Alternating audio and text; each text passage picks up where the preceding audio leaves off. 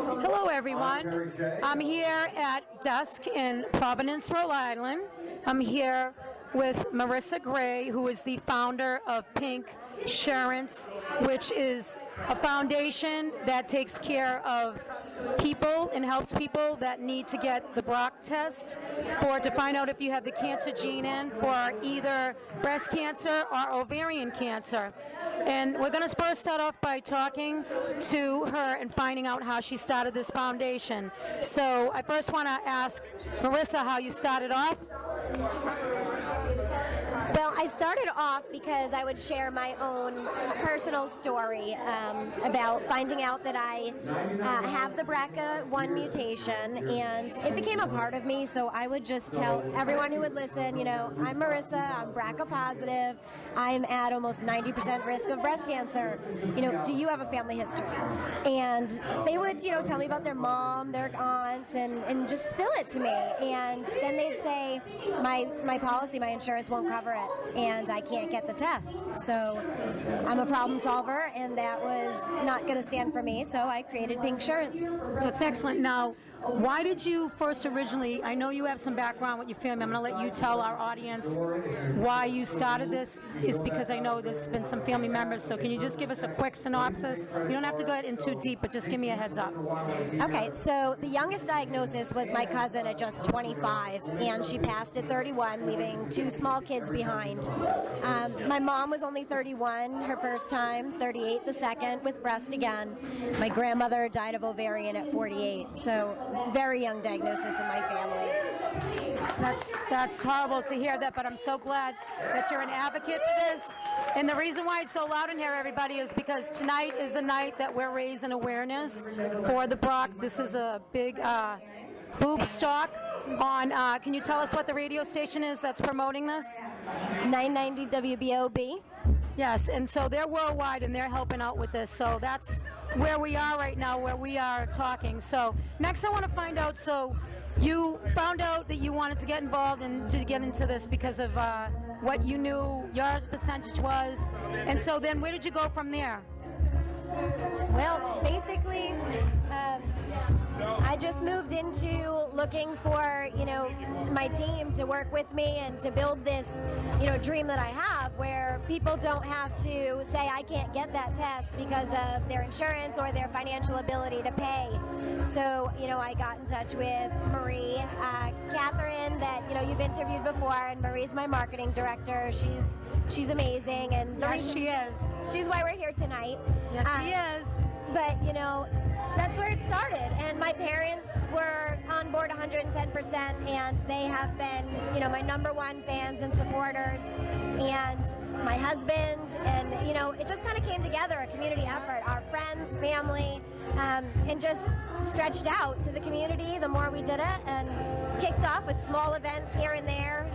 I've been in Ladies Home Journal. I shared, my story there. So really I focus on sharing my story and, having others in a similar situation sharing theirs, and that is getting the word out to raise the awareness needed to have potential applicants who are looking for a way to get this test, and they're coming to me now because of that.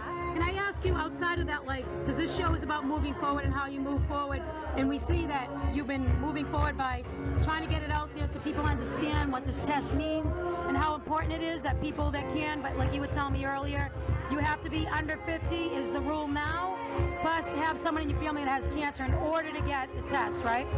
There are a lot of different guidelines under the criteria. There's national guidelines that are set. One of them is, a first-degree relative, mom or grandmom. Under 50 is key. There's specific things, maybe if there's a male breast cancer diagnosis in your family, pancreatic, that's another red flag too that'll come up. Ovarian cancer, if you're diagnosed under 50 as well, that's another red flag. And it's not just people who maybe are unaffected and haven't been diagnosed, like myself. I had the preventative aspect, Yeah. You might be diagnosed with breast cancer today, and you can't make a decision on your surgical options or treatment options without knowing that test result first. Exactly, because you just can't. No doctor or hospital is going to just go ahead and let you give the okay. There's certain criteria, and like we were discussing before we started this interview, that like my mom's over 50, so like I can't even go do that, which really sucks. Anyways, we'll have to try to figure that out and straighten it out. But anyways, I just want to find out, so how do you keep it together with your family and everybody with doing all this? You know what? I just involve them with it. I have a 9-year-old and a 1-year-old, and they are really they're my little promoters. They know more about it than they should, but luckily it's in a good light for my girls, because they saw that I did the right thing, and I took care of it, and I'm here for them, as opposed to when I was a kid watching my mom fight. But you get a lot of support from your husband and everyone else. Now, what are your future goals in the future for what is it that you want to see happen, and what's, like, for our listeners out there, I'm writing a book and I want you to be a part of that. I think this will be a great thing to add. What would you say to people out there to keep on moving forward so their life is positive, to keep themselves healthy? Like, what would you want to do? You know what? It is not going to be your defining moment if you do find out that you're technically at genetically high risk. There's no stop to life. For me, getting that knowledge was knowing that I could move on with my life now, because I was looking at 25 as, a deadline and always waiting for something to happen. That sucks. That's horrible. I'm so happy for you that you you looked into things and you did the best you could, and you feel as though you made the right decision, and that's important in life no matter what. So you have to really fight for what you believe in, and for you to tell other people out there that to move forward with this, what would you have to say? Get knowledge. If you have a family history, find out. Don't be scared to be tested. Exactly.